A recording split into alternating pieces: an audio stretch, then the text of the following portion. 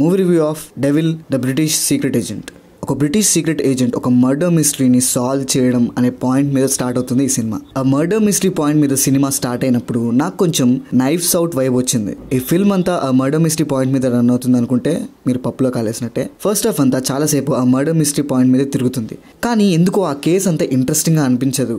కాసేపటికి మీకు అసలైన స్టోరీ ఏంటి, అసలైన పాయింట్ ఏంటి, వీళ్ళు ఏ పాయింట్ని చెప్పాలి అని అనుకుంటున్నారో అనే క్లారిటీ వచ్చేస్తుంది. క్యారెక్టర్స్కి పెద్దగా కనెక్ట్ అవ్వము. దాంతోపాటు ఆ మర్డర్ జరిగిన విధానం కూడా అంత కన్విన్సింగ్గా అండ్ ఇంట్రెస్టింగ్గా కూడా ఉండదు.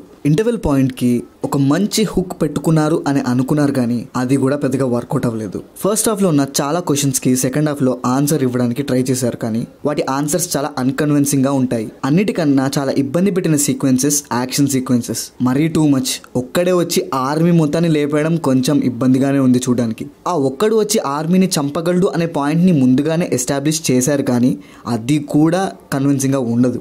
సగం బ్రిటిష్ ఆర్మీ అయితే గన్లు పెట్టుకొని ఫైర్ కూడా చేయవు, అసలు రెడీగా ఉంటారు వచ్చి మమ్మల్ని చంపేయండి భయ్యా అని.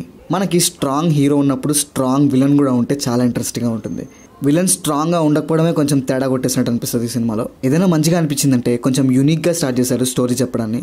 మధ్య మధ్యలో కొన్ని పోర్షన్స్ కొంచెం ఇంట్రెస్టింగ్గానే ఉంటాయి, కానీ కొంచెం ఇంట్రెస్టింగ్ ఉంటే సరిపోదు కదా. కొంచెం ఫిల్మ్ అంతా ఎంగేజ్ చేసేలాగా ఉండాలి కదా. అదే కొంచెం మైనస్ అనిపిస్తుంది ఇక్కడ. ఇంకా క్లైమాక్స్ అయితే ఇందాక చెప్పాను కదా, ఆర్మీని వేసేయడం కొంచెం టూ మచ్ అనిపించింది నాకైతే. టెక్నికల్గా ఈ ఫిల్మ్ చాలా బాగుంది. విఎఫ్ఎక్స్ కొన్ని చోట్ల చాలా బాగున్నాయి. సినిమాటోగ్రఫీ కూడా చాలా బాగుంది అండ్ సౌండ్ డిజైన్ కూడా బాగానే ఉంది.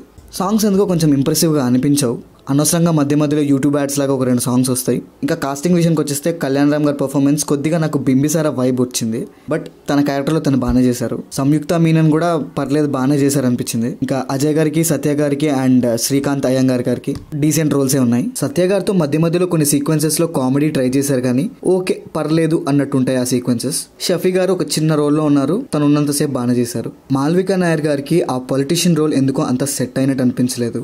ఈ ఫిల్మ్లో న్యూడిటీ అండ్ బూతులు అయితే లేవు. బ్లడ్ కొంచెం ఎక్కువగానే ఉంది. సెన్సిటివిటీ ఉన్న వాళ్ళు జాగ్రత్త.